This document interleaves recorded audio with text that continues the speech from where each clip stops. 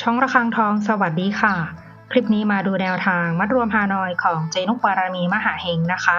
ฉบับนี้เป็นแนวทางประจำวันที่28พฤษภาคม2568ค่ะแนวทางมัดรวมฮานอยวันนี้นะคะเจให้เด่นที่6ฟันที่6ค่ะชุด2ตัว65 69 60แล้วก็ตัวเน้น62ค่ะชุด3ตัว261แนวทางโดยเจนุกบารมีมหาเฮงนะคะ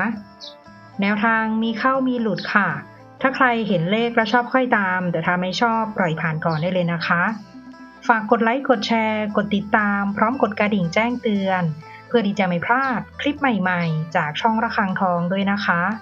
ขอบพระคุณทุกท่านที่เข้ามารับชมค่ะ